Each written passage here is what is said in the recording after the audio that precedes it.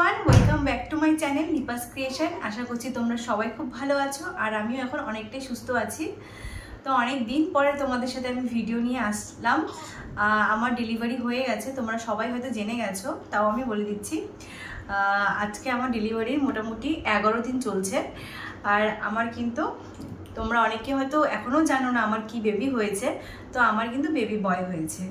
তো বেবি ছেলের নাম কি রেখেছি এরপরে একটা শর্ট ভিডিওতে তোমাদের সাথে শেয়ার করব। তো আজকে তোমাদের সাথে যে ভিডিওটা আমি শেয়ার করতে চলেছি সেটা কিন্তু একটা কনসেপ্ট স্টোরি। দেখো, যারা যারা এই কনসেপ্ট করেছিলে, কোনো কারণবশত মিসক্যারেজ হয়ে গেছে, তারা কিন্তু প্রচণ্ড ভেঙে পড়ছো, প্রচণ্ড হতাশা হয়ে যাচ্ছে যে আমরা পরে ট্রাই করছি, কেন প্রেগনেন্সি আসছে না। এইটা কিন্তু একদমই তোমরা ভুল ভাবছো যে তোমাদের যে প্রেগনেন্সি আসবে না সেটা। একবার বা দুবার বা তিনবারের বেশি যাদের মিসক্যারেজ হয়ে গেছে, তারা যখন অলরেডি কনসেপ্ট করে নিয়েছো, তারা কিন্তু মনের জোর একদমই হারাবে না। যখন তিনবার হতে পেরেছো, তোমরা কিন্তু পরবর্তী সময়ও কিন্তু হতে পারবে। আমি যার কনসেপ্ট স্টোরিটা তোমাদের সাথে শেয়ার করব, তার কিন্তু অলরেডি মিসক্যারেজ হয়েছিল এবং সে কিন্তু আমার গাইডেন্সে 1 মাসের মধ্যে রেজাল্ট পজিটিভ পেয়েছে এবং তার বেবির হার্টবিট চলে এসছে, তার বেবি খুব ভালো আছে। আমি কিন্তু তারপরে তোমাদের সাথে সেই জিনিসটা শেয়ার করছি। তার প্রেগনেন্সি কিন্তু এখন সেভ আছে। তোমাদেরকে আমি দেখিয়ে দিচ্ছি তার কি সমস্যা ছিল এবং সে কিভাবে কনসেপ্টটা করলো।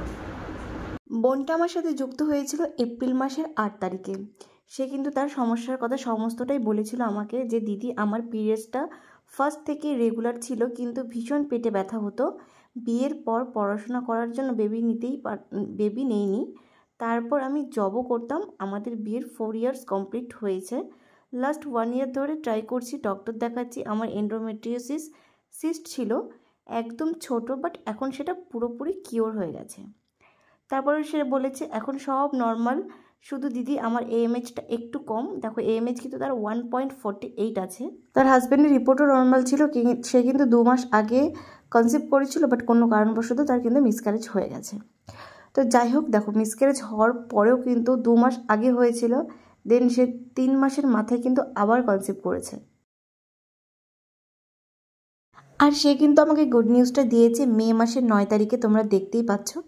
সে কিন্তু পুরোপুরি 2টো ডিপ লাইন পেয়ে গেছিলো আর সে কিন্তু 1 মাসের মধ্যে কনসেপ্ট করে গেছে, সেটা তোমাদেরকে আমি দেখিয়ে দিলাম। তো সেই বোনটাকে অনেক কংগ্রাচুলেশনস, অনেক ভালো যেন সে থাকে।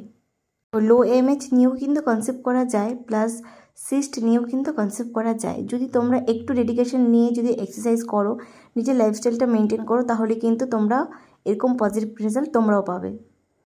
তো দেখো, বোনটার কিন্তু সমস্যা ছিল, তার কিন্তু সিস্ট ছিল, পিরিয়ডটাও ডিলে হতো সিস্টের জন্য। তোমরা সবাই জানো সিস্টের জন্য কিন্তু আমাদের পিরিয়ডটা ঠিকঠাক করে হয় না। তো পিরিয়ড ঠিক হচ্ছিল না, প্লাস তার AMH কিন্তু অনেকটাই কম ছিল, 1.49 ছিল তার AMH। অনেকেই কিন্তু এর থেকেও বেশি AMH থাকে, ধরো 2 পয়েন্ট সামথিং কিছু থাকে, তারাও কিন্তু কনসেপ্ট করতে পারে না। আমাকে অনেকেই বলে দিদিভাই আমার এই AMH আছে, আমি কি করে কনসেপ্ট করব ন্যাচারালভাবে।